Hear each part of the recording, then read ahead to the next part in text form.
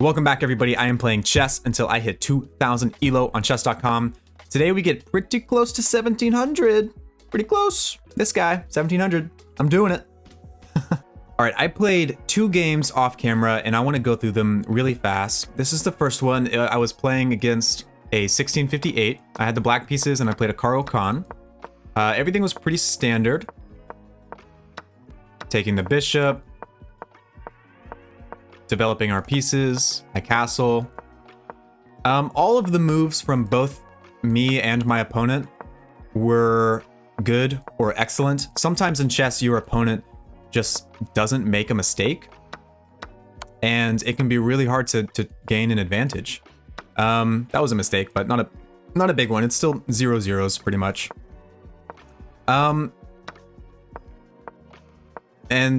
not much happened.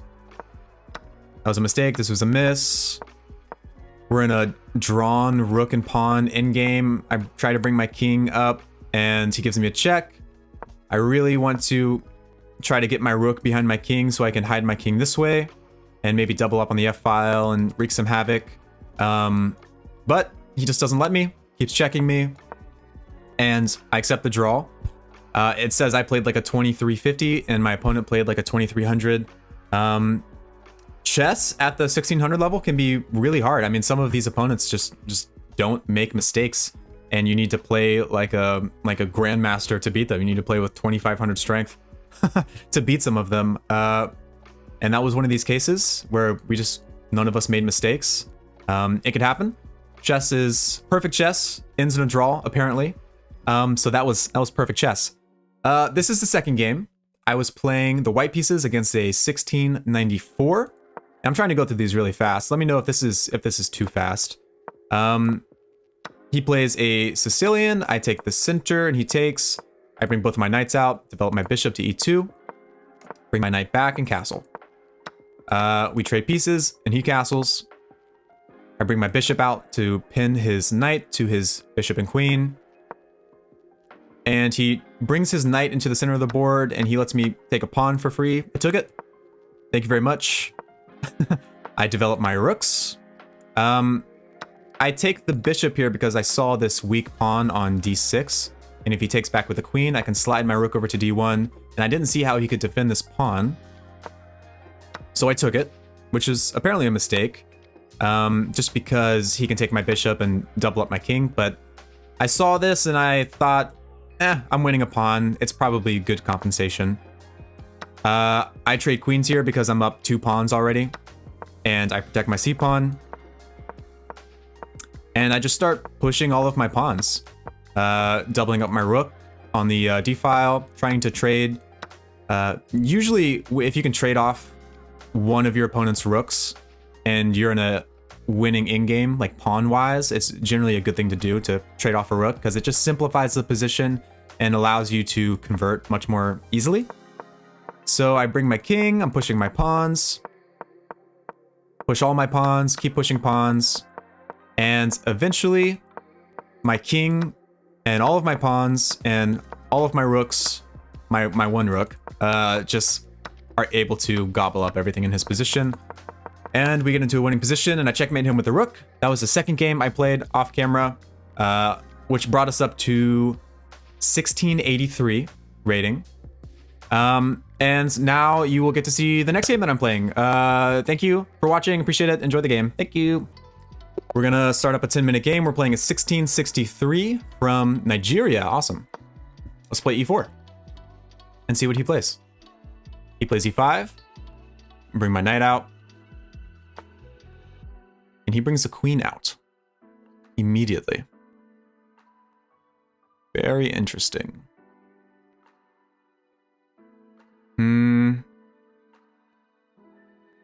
Okay, well, I'm gonna bring my other knight out. See what he does. Probably pushing for the center here. If I go here and he pushes in the center and take, I can win the pawn. So I think I'll bring my bishop to c4 just to control this d5 square even more so he can't push. And he wants to take my bishop.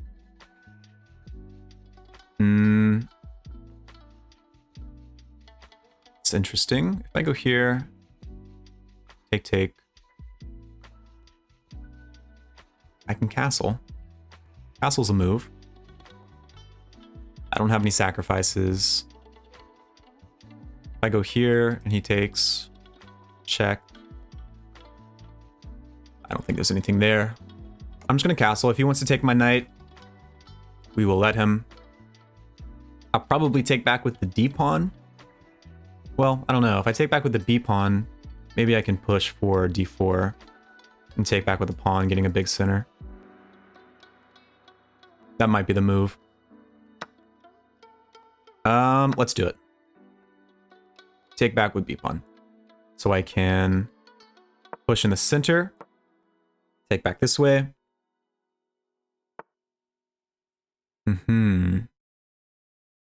He's playing very strange. Knight out here? I don't know how to punish him though. I mean, if I take this, if I take it, and he takes with the queen, and I take.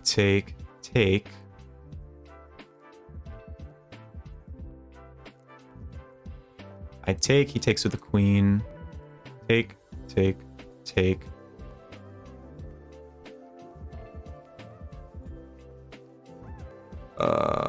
Okay. And if he takes with the pawn, it's just doubling up his pawns. It does open up this file towards my king. Maybe that wasn't the best move. I don't know. Because now he will have this open file staring straight at my king. Maybe I should have thought about that a little bit more. But he takes with the queen. So I think I can take. My pawns look a little ugly. But I'm winning pawns.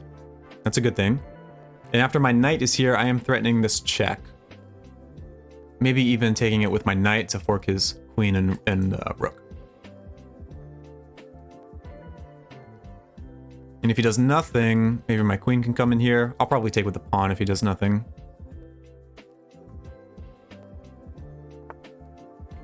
Whoa. I mean, I guess he's trying to go bishop here. I suppose. So take. Bishop goes here. I mean, I can move my rook out of the way. And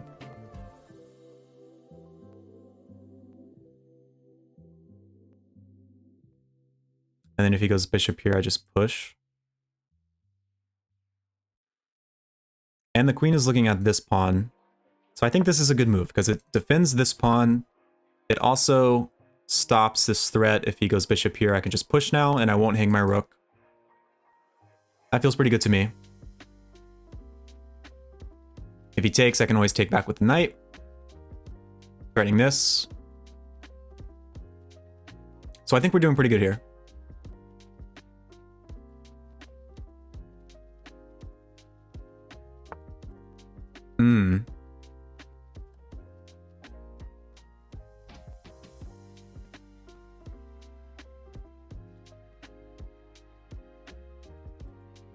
Take. So here, take, here, takes with the queen.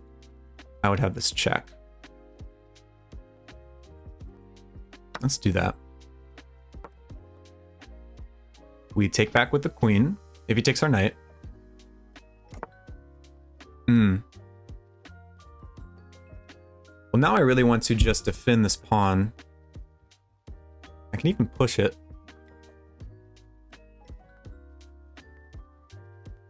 If I push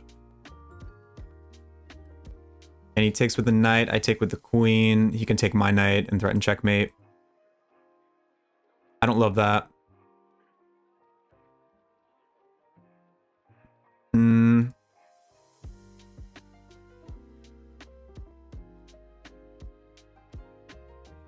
Let's defend the pawn by pushing.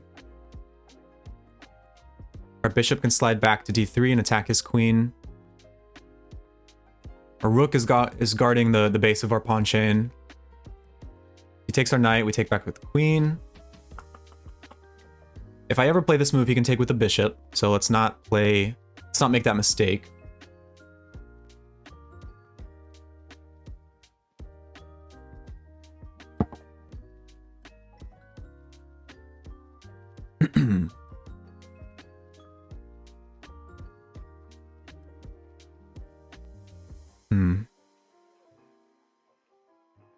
Look at this pawn.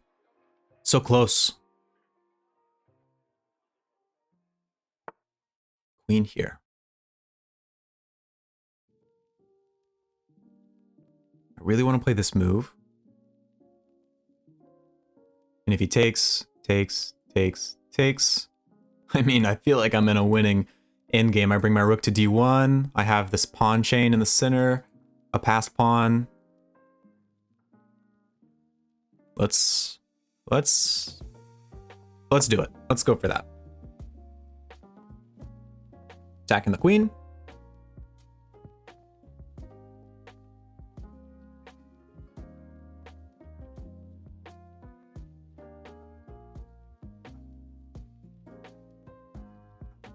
I win a queen, he wins a bishop. He wins a queen. I win a bishop.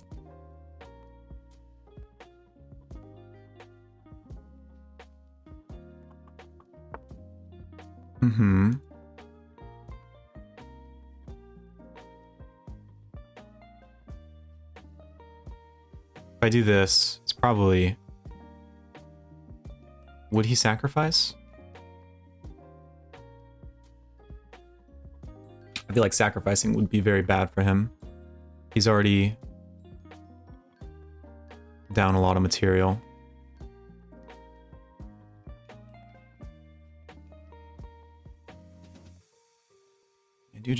I don't have this move because he would, well, here, he can't take because I take. I feel like now's a good time to play h3 now that that pin is no longer in play.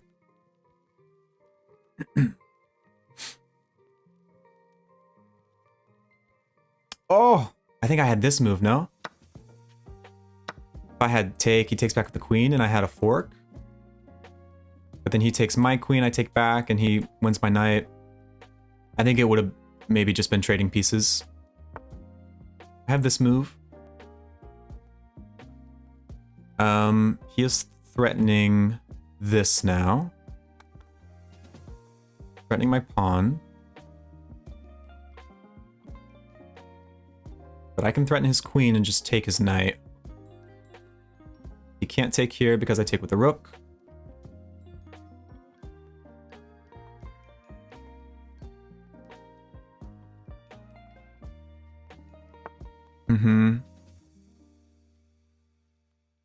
Check, check, check. This would be a fork. I probably should just take both of my rooks in the center. I'm up 2 pawns.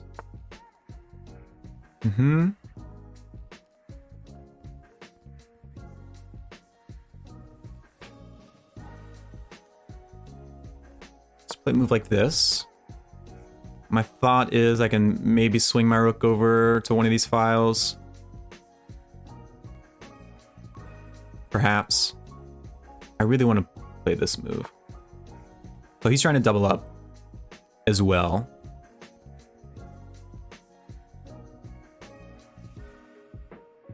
So here, if I go here, then he takes.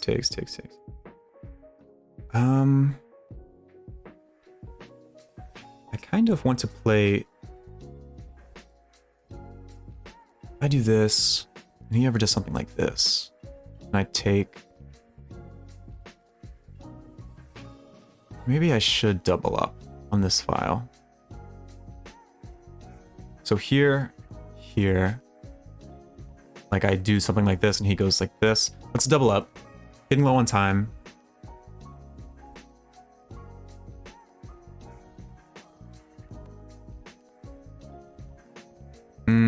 I probably want to move my queen out of the way and start pushing f4, f5. Getting in this way. And I like my queen on this g4 square because if the rook ever leaves, I can just trade queens into a winning endgame. Take. So here, take. Okay, this feels fine. Let's play f4 and then attack the rook.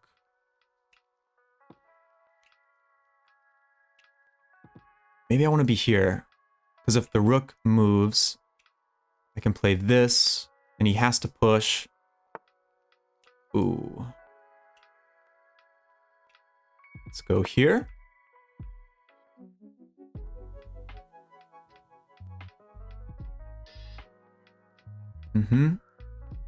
This feels pretty strong. F5 is incoming. Almost. Is that trapping the rook? Not quite. The rook can come out here. Because the rook can't go back.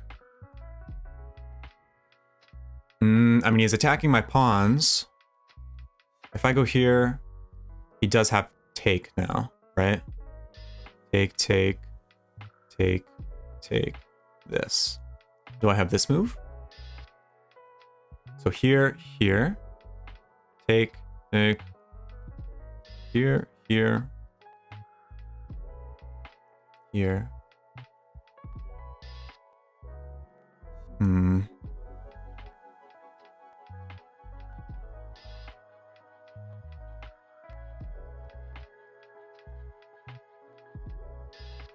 All my pawns are a little loose. If I go here,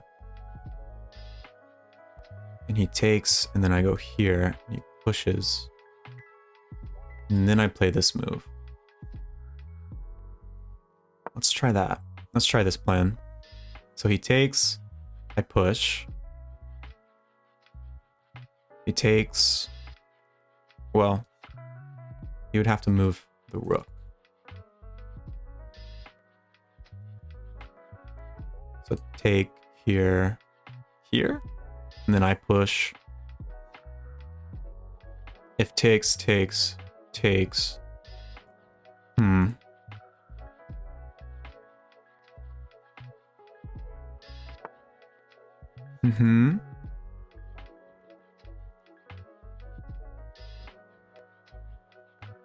And start pushing this pawn.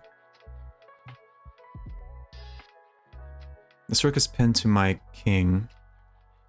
So let's get out of the pin. Because I want this rook to be able to capture if anything happens. So we get out of the pin, and maybe we want to start playing h4, h5. If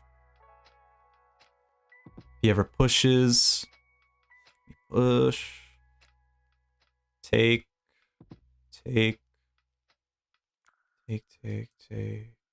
Here. What is he doing? Do I have this move? Here. I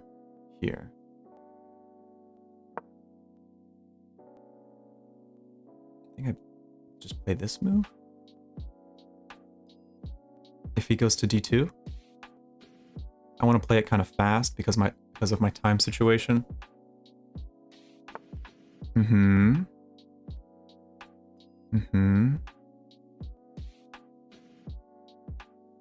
And now we start playing h4.